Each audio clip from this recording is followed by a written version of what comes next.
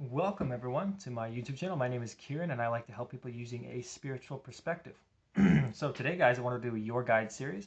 I made these series a little while ago, the intention of giving short, compact videos for people that don't have the time or don't want to watch long videos, and in order to explain something. And maybe a topic that could be explained much deeper, but again, in a shorter way. But I totally forgot. Life got in the way. I ran out of peanuts. There's a whole thing. Okay, so today I'm going to be doing an episode. This episode 3 of Your Guide, and it's going to be about unconditional love, what that means. Because uh, in the spiritual community and in life, I guess, we hear this term unconditional love. Unconditional love, unconditional love. You got to have unconditional love. Twin flame relationships, unconditional love. Soulmates, unconditional love. Everything's unconditional love, and but nobody really knows what it means to actually love unconditionally. And we also have this idea that loving unconditionally means that we have to be accepting and take everything into our life because we love unconditionally. But no, that's not the case, because that will actually end up hurting you, right? So the job of unconditional love isn't to be the most accepting of everything, just taking everything and putting it into you. That's not unconditional love. That is martyrdom. That allows people to suffer.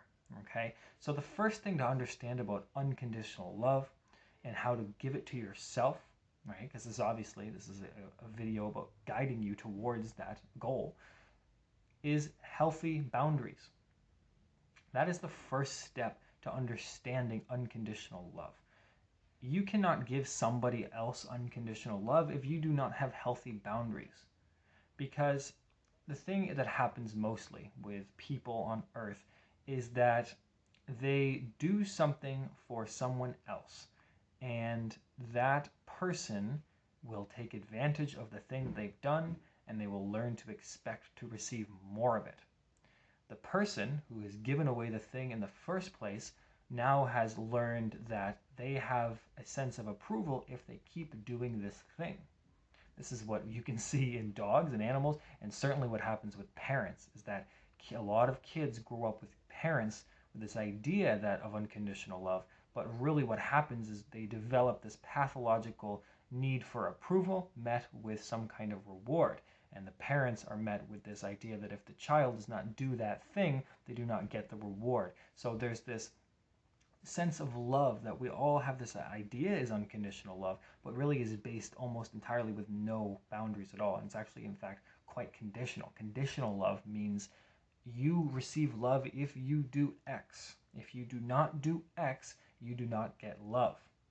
So this is how people are raised, because there's no idea or sense of boundaries, because parents don't have boundaries with their children, not most of them, and even the boundaries that they do have, they can be interchangeable, hypocritical to some degree, and really not able to give the child what it, like a proper sense of loving anyway. I mean, how many of you have felt that you could get angry with your parents, and then if you did that, they'd still love you, or speak your truth and they'd still love you? How many times has that happened? How many times you've actually been able to be fully expressive of your truth, of yourself, around your parents or your siblings or your loved ones or anybody really, right? And feel like you're still going to be accepted, like it will be okay, not having to meet some kind of expectation, okay? And so the first step again about unconditional love is that there needs to be a basic expectation met of the self, and that's a boundary. A boundary is something that you would not be willing to cross yourself and not allow someone else to cross without there being an element of a decision being made if that were to happen, a repercussion, a consequence, right? People have this idea that unconditional love means, well, okay, if we're not supposed to expect anything in return because we love unconditionally, then that means we just have to accept every kind of bullshit behavior. That's not true. That's not how you unconditionally love someone. It's not how you unconditionally love yourself. So a good example of this is you unconditionally love a partner who cheats on you, okay? You love him despite the fact that he cheats on you, and people are saying, well, you have to unconditionally love this person because it doesn't matter if they're cheating on you. You have to love them. You can't blame them. You can't only love them if they stay with you. You can't only love somebody if they choose to stay committed to you. Okay, now that is actually true. However, loving somebody and being with them are entirely different concepts. Because if you love yourself, if you have boundaries with yourself, you'll understand that cheating does not meet up with your expectation. It doesn't meet up with with what you set for yourself. This boundary, this line, okay? And people act like expectations or boundaries are some sort of sin, but it's not. It's not a sin at all. It's something that it's an agreement you make with yourself, okay? Now we can take another example. We can say, well, you know, I should, you have a boundary maybe around food or something, right? Like, you know that you can't eat this kind of food. It hurts you. You don't want to feel that way. It makes you feel bad. You're concerned about your health. You want to stay healthy. You want to look healthy. And, you know, going to town on a bunch of donuts doesn't help you. So you set a boundary with yourself and you say, well, I'll allow myself a treat, but only every once in a while, because I don't want to deny myself the things that I do like, but I also want to keep up my health. So then you have a healthy boundary with yourself. People that don't have healthy boundaries with food, as per example, such as myself, will totally binge a whole bunch of food, maybe even after going a week or days without eating it, and then they immediately feel guilty, and they keep doing it in a cycle until that cycle stops, and then at some point it repeats itself because they don't have that healthy boundary. Because somewhere inside of themselves there is a lack of communication. There's a lack of an expectation of oneself. And so the first step to, you know, understanding unconditional love is to understand boundaries and to understand what it means to have a boundary and what would happen if someone else were to cross it, or if you yourself were to cross it. Because once you let go of all of your boundaries, you end up just becoming a sponge for anybody to just use. And that might be great. You know, it sounds like it's really nice to just not have any boundaries and to let everybody do whatever. And that's, you know, this idea that you're supposed to be this loving, of loving everybody and forgiving everything. And that, you know, that's great. You should forgive, you should love everybody, but you should love yourself first by having boundaries, by deciding what kind of energy, what kind of people, what kind of situations you want in your life. You don't have to experience everything in order to create a boundary. It shouldn't have to take you your whole life to finally decide what it is you'd like to keep and what it is you'd like to throw out. Okay?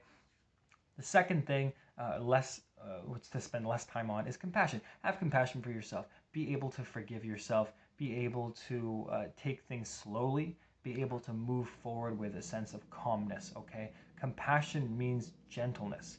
Compassion means you're not getting angry with yourself. If you have unconditional love for yourself or for someone else, you show compassion. It means that yes, they fuck up, yes, they might have done this, but you don't have to go straight into an ego trip. You don't have to destroy their sense of identity or your own sense of identity. So again, if you binge eat, the goal isn't to feel guilty or destroy yourself by continuing to do it. The goal would be then, oh, I did it.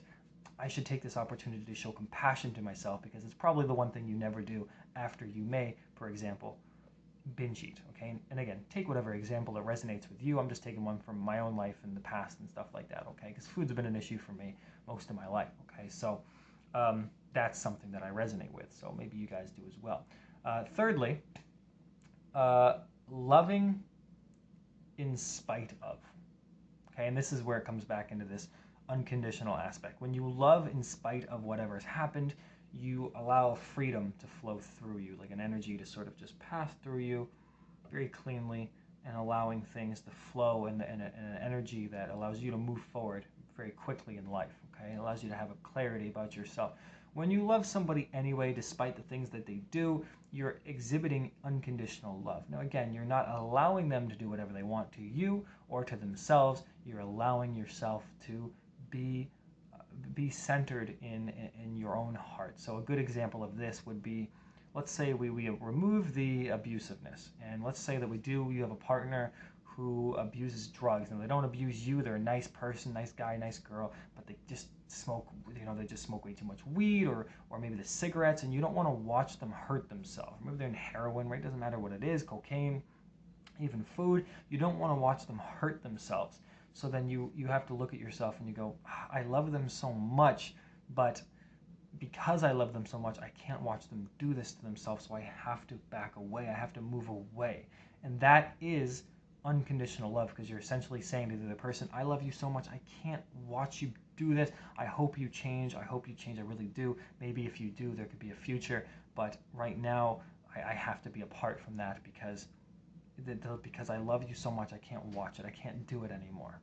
That is true unconditional love. That's what that means. And that's something that is misunderstood, misconstrued, because you see somebody spiritual talking about this stuff and you lose sense of it, right? Last thing that I'm going to talk about when it comes to unconditional love, how to show it for yourself, how to show it for others, is it goes dream, thought, action. Set yourself a goal, dream about it. You have a dream, you have a goal. Think about what that is. Think a thought. So what would you like to do about that dream? And then an action. Okay, so let's say the dream is to win $1 million. The thought is I will buy 5 lottery tickets. The action is that you go out and do that thing. Doesn't mean you're going to win, but it's just an example, right? So again, loving yourself. Set yourself an intention, a dream, a goal. Take the first step with the thoughts and then act upon it. So the dream is I want to have a healthy body, right? Whatever. You want to lose weight. I want to lose 10 pounds. The thought is I need to go on a diet. The action is reducing your sugar, eating more healthy. Okay? If you follow love, any unconditional love like that, start with a goal, thought, and action, this is how you develop unconditional love. Okay? People don't understand it because the idea of loving oneself is so hard to understand because we come from a place where we just don't get it because we don't. Loving yourself does not happen overnight. It's a discipline. It's a persistent thing. Dream, thought, action. Dream, thought, action. Continue with the discipline, with the persistence, and that is how you truly do end up developing unconditional love for yourself. It won't happen overnight. Change does very rarely does it happen overnight, and even when it does, it's because you've been teetering along to get to that point. So change is the result of all of your positive intentions and affirmations. So continue with that, and you'll understand how to love yourself and how to fully encompass your being. Okay? All right, guys, I hope this short video was helped. Obviously, it's meant to just give you guys a quick sort of understanding of unconditional love. This is a topic that could be talked about for hours and hours, truthfully. But this is just to give you basic essentials of unconditional love, what it means, how you might be able to develop it for yourself and for others, and maybe even have an idea or two about where to start. All right, so for now, guys, I'm going to go ahead and stick my face in some hot water because that shit feels good. That's some good shit. You guys should do that. It's good stuff. All right, guys, we'll talk soon. Bye-bye.